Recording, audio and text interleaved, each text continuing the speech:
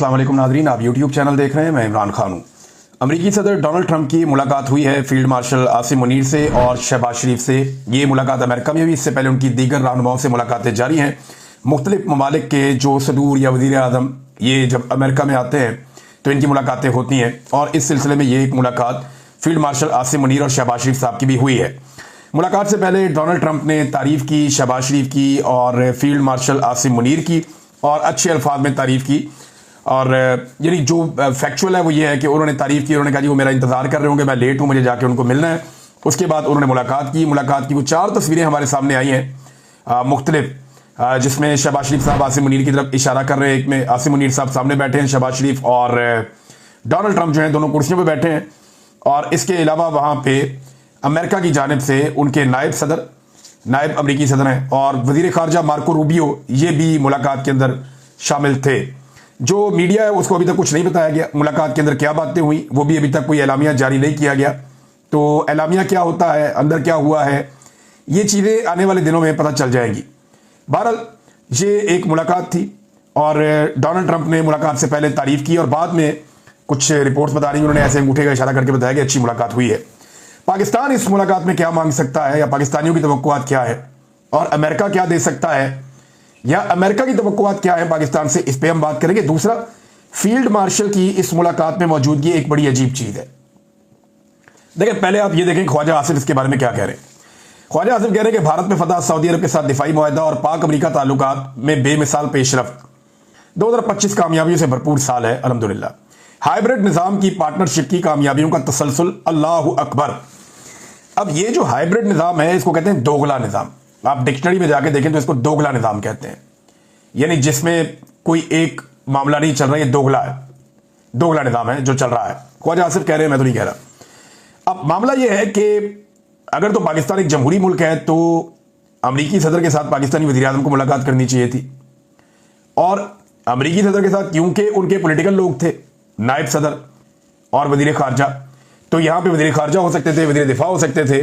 जो army chief के boss हैं वो तो वज़ीर दिफा है ना, या हो सकता था कोई और, इसहाक डार हो सकते थे नायब वज़ीर आज़म पाकिस्तान के। लेकिन यहां फील्ड मार्शल को शामिल किया गया जो आर्मी चीफ है पाकिस्तान के, जबकि अमेरिका की जानिब से उनके आर्मी चीफ नहीं थे या उनका कोई दिफाई ओहदेदार वहां पे मौजूद नहीं था। तो यह बता रहा है कि अमेरिका में डेमोक्रेसी है और पाकिस्तान के अंदर डेमोक्रेसी नहीं है। पाकिस्तान के अंदर एक ऐसी सिचुएशन है जहां पे आर्मी चीफ जाता है दूसरे ममालिक के सरबराहों से मुलाकात करने के लिए और साथ वज़ीर आज़म को रख लेता है, बज़ाहिर ऐसे दिखाई दे रहा है। और यानी ये आम बात नहीं है, ये खास बात है। और अमेरिका इस बात को समझता है कि पाकिस्तान में इक़्तिदार किसके पास है, तो जिसके पास इक़्तिदार है उसी से बात करनी है ना। शहबाज शरीफ तो मुलाकात में शामिल हो गए क्योंकि उनके पास एक ओहदा है, लेकिन अमेरिका अच्छी तरह जानता है कि पाकिस्तान के फैसले आर्मी चीफ आसिम मुनीर करते हैं, तो मुलाकात तो उनके साथ होनी चाहिए। तो मुलाकात हो भी उनके साथ रही है। अब ये तस्वीरें बना के इस वक्त जो लोग खुशियां मना रहे हैं ना, वो कल को सर पकड़ के रोएंगे कि ये हमने किया क्या है। ये जो डेमोक्रेसी के ऊपर या सिविलियन सुपरमेसी के ऊपर इन्होंने धब्बा लगाया ना, आज के बाद ये कभी भी रूल ऑफ लॉ की बात नहीं कर सकेंगे। यानी आज के बाद जब भी कभी नून लीग कहेगी वोट को इज्जत दो, तो ये फोटो निकाल के सामने लगा दी जाएगी। आज के बाद जब भी नवाज शरीफ या शहबाज शरीफ कभी ये बात करेंगे कि एस्टेब्लिशमेंट या इदारे अपनी हुदूद में रहें, तो ये फोटो निकाल के सामने लगा दी जाएगी कि जनाब आप किन इदारों को अपनी हुदूद में रहने की बात कर रहे हैं, आप तो आर्मी चीफ को लिए अमेरिकी सदर से मिलने चले गए थे। तो ये एक प्रॉब्लमेटिक चीज रहेगी फ्यूचर में पीएमएल-एन के लिए। ये तस्वीरें बन तो रही हैं, वक्ती तौर पे शायद फायदा भी दे रही हैं। और डोनाल्ड ट्रंप की मैं बता दूं, उसको आदत है, जब इमरान खान साहब डोनाल्ड ट्रंप को मिलने गए थे ना, तो उस वक्त भी इसने इमरान खान की बहुत तारीफें की थी। अल्फाज मुझे आज भी याद है, और इन विजुअल से बहुत बेहतर विजुअल्स आए थे। ये जो आज विजुअल्स आ रहे हैं ना तस्वीर खिंचवाने के, चलने फिरने के, तब बहुत सारी वीडियोस भी आई थी, तस्वीर भी आई थी, विजुअल्स आए थे, बैठे हुए बातें कर रहे थे, एक दूसरे के साथ खुलकर बात करते हुए भी वीडियो बनाई थी, जो यहां पे नहीं आई। तो वो मुलाकात और उसका तासुर इससे बहुत बड़ा और ऊंचा था, विजुअल्स ज्यादा रिच थे। लेकिन जब इमरान खान साहब के ऊपर ये हालात पैदा हो गए, तो आज डोनाल्ड ट्रंप जो दूसरी ऑप्शन है उसके साथ बात कर रहे हैं। ये रियलिटी है, इससे भाग नहीं सकते, क्योंकि दुनिया ने डील करना उसके साथ जिसका पाकिस्तान के ऊपर कंट्रोल है। तो इस वक्त तो पाकिस्तान पे कंट्रोल मिलिट्री एस्टेब्लिशमेंट का है और उनके लाए हुए लोगों का है, तो उनके साथ वो डील कर रहे हैं। डोनाल्ड ट्रंप ने इमरान खान के बारे में कहा था कि द ग्रेट प्राइम मिनिस्टर और wonderful athlete, very good and popular leader, और पता नहीं क्या कुछ उन्होंने करार दे दिया था इमरान खान साहब को बड़ी लंबी चौड़ी उन्होंने तारीफ इमरान खान साहब की भी की थी। और ये डोनाल्ड ट्रंप की आदत है। डोनाल्ड ट्रंप ने सिर्फ ज़ेलेंस्की के साथ एक मामला ऐसा हुआ मादी करीब में, जहां पे उन्होंने थोड़ा सा उसके साथ अलग रवैया रखा, और वो एक पॉलिसी थी। वो चाह रहे थे कि मादनियात मिल जाए, तो बाजू मरोड़ दिया। अब पाकिस्तान से मादनियात बगैर बाजू मरोड़े ही मिल रही हैं, तो क्या जरूरत है बाजू मरोड़ने की। तो ये डोनाल्ड ट्रंप का तरीकाकार है। इमरान खान साहब को भी ऐसे ही बुलाया, फील्ड मार्शल को भी ऐसे ही बुलाया, नरेंद्र मोदी को भी ऐसे ही बुलाया, अभी उर्दवान के बारे में बात की, वहां पे भी ऐसे ही बात की। तो जिस जिसके बारे में बात की डोनाल्ड ट्रंप ने लगभग मिलती जुलती बात की है। तो ये डोनाल्ड ट्रंप की शख्सियत का खासा है। इसको लेकर जो लोग बगले बजा रहे हैं, कल सर पकड़ के भी बैठ सकते हैं। बहरहाल, अब फील्ड मार्शल और आसिम मुनीर साहब क्या गजा पर जो अमेरिका बार बार करारदाद आती है उसको वीटो कर देता है, क्या इस पे बात कर पाएंगे? मेरे ख्याल में इनकी जरूरत ही नहीं है। क्या ये कश्मीर की आजादी के लिए ट्रंप से कोई बयान दिलवा पाएंगे? मुझे नहीं लगता ये इनके एजेंडे पर भी होगा। क्या ये आफिया सिद्दीकी की रिहाई करवा पाएंगे? ये एक बड़ा सवाल है। पाकिस्तानी तो यही चीजें कहते हैं कि गजा में जंगबंदी तो करवा दें कम से कम। अब हमें तो अमेरिका से ये बातें हैं जिन पे हम बातचीत कर सकते हैं या ट्रेड पे बात कर सकते हैं, क्योंकि क्लाइमेट चेंज पे आप डोनाल्ड ट्रंप से बात करेंगे वो डांट देगा। वो इसमें मानता ही नहीं है। वो ये कहते हैं ये सब डिकोसला है, इसको मत मानो, आप बस इंडस्ट्री लगाओ, जो काम करना है आप करो।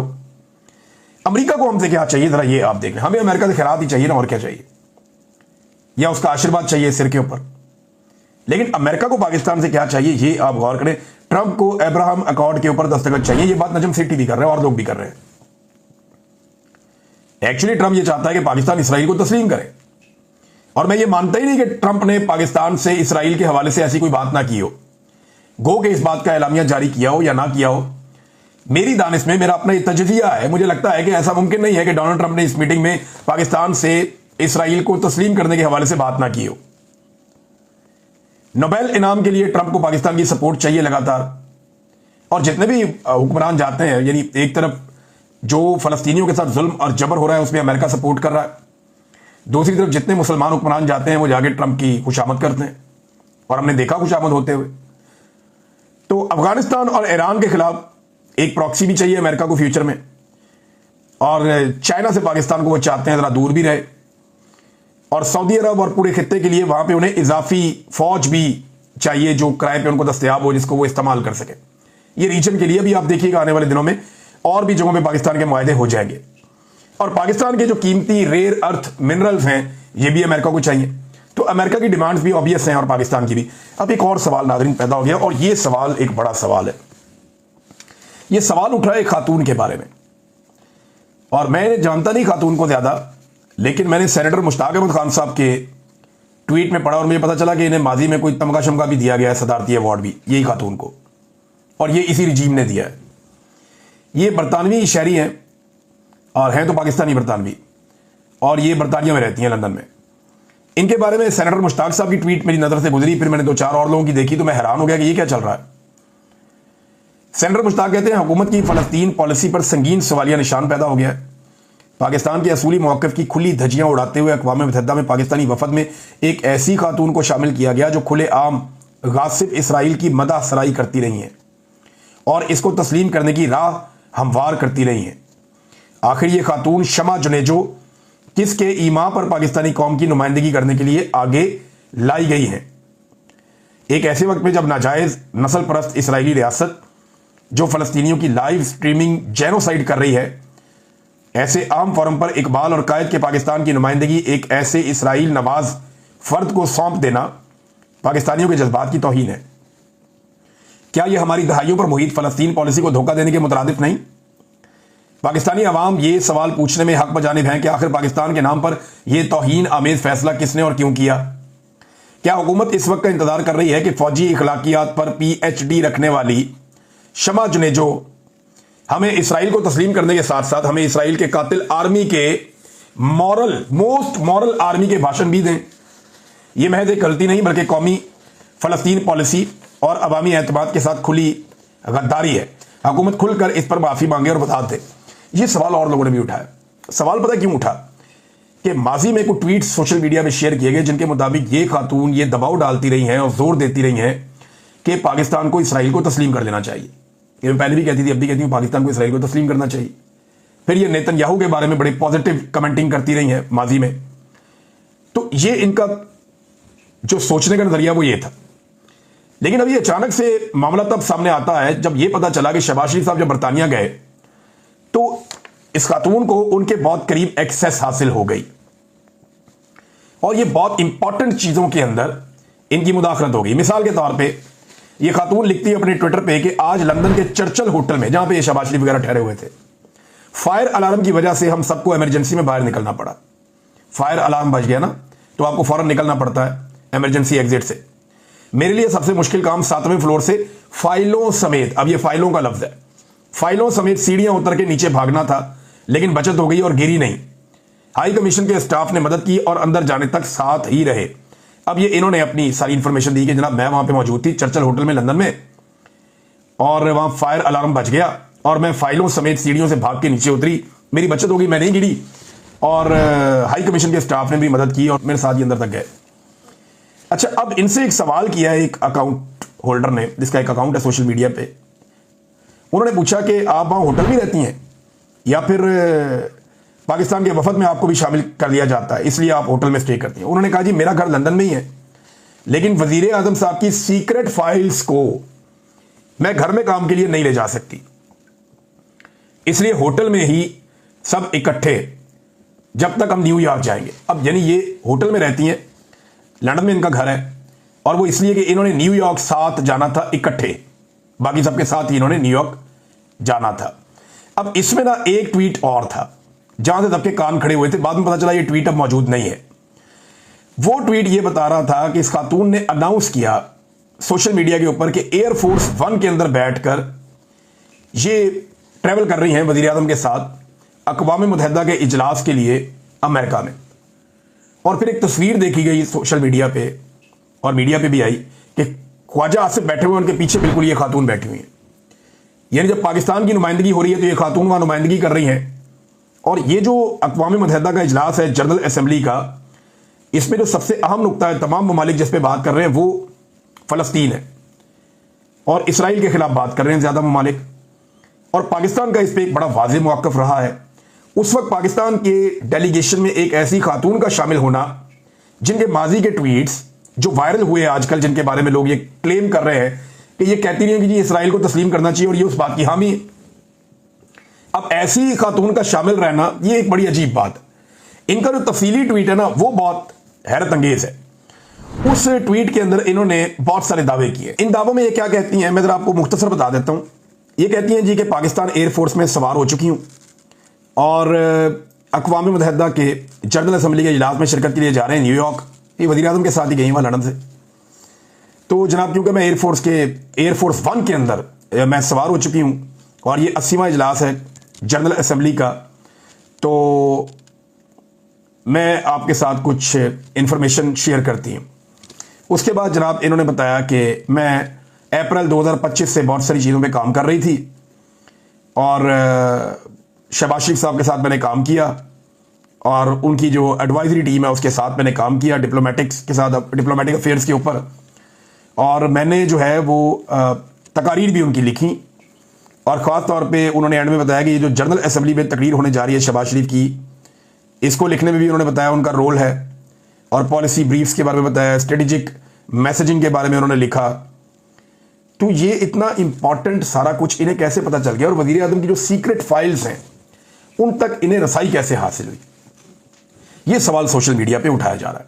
हर पाकिस्तानी पूछ रहा है कि एक ऐसी खातून जिनका कोई ऐसा पोर्टफोलियो नहीं है, उन्हें सीक्रेट फाइल्स तक रसाई, और उसके बाद लोग सवाल उठा रहे हैं कि वो एयरफोर्स 1 में भी जा रही हैं। फिर लोग सवाल उठा रहे हैं, वो खुद अपने मुंह से कह रही हैं कि वज़ीर आज़म की सीक्रेट फाइल्स हैं।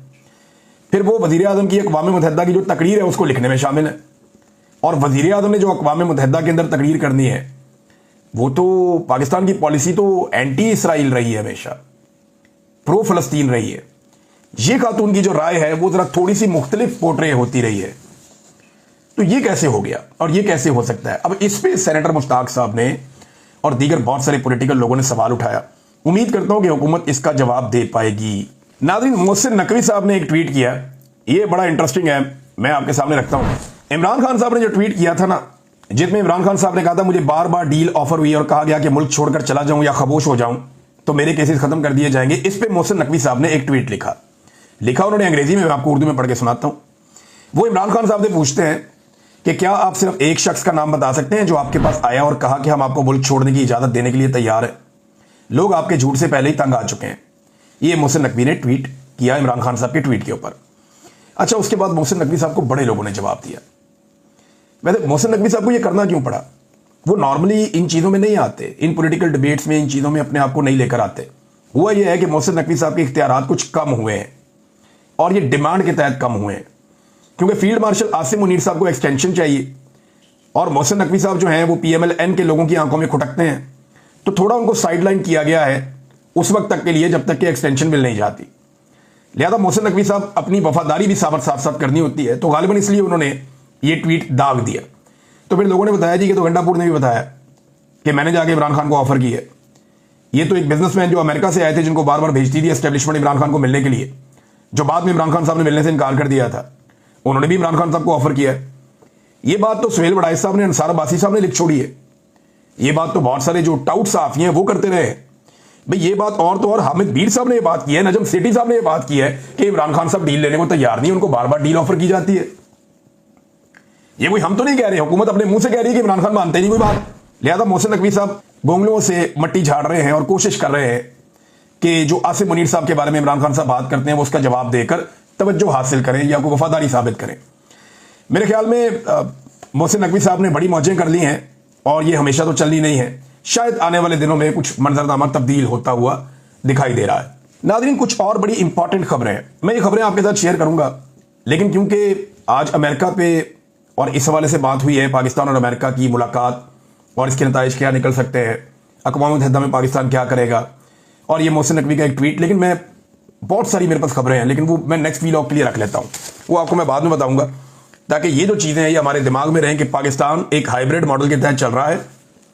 पाकिस्तान का वज़ीर आज़म खुद मुख्तार नहीं है, वो अमरीकी सदर से खुद नहीं मिल सका और उस मुलाकात में आसिम मुनीर साहब बैठे आकर, हालांकि ऐसी कोई मिसाल मौजूद नहीं है। मुझे बताएं कि दुनिया का कौन सा ऐसा दूसरा मुल्क है जिसका वज़ीर आज़म या सदर मिला हो डोनाल्ड ट्रंप से और उसके साथ उसका आर्मी चीफ बैठा हो उस मीटिंग में। ये तुर्रा इम्तियाज सिर्फ वोट को इज्जत देने वाली नून लीग के वज़ीर आज़म शहबाज शरीफ को मिला है। और ये जो एक इज्जत अफजाई उन्होंने करवाई है ना अपनी जमात की और जमहूरियत की, ये अब इनके साथ ही चलेगी, ये इससे जान नहीं छुड़ा पाएंगे। अब तक के लिए इतना ही। अपना ख्याल रखिएगा। अपने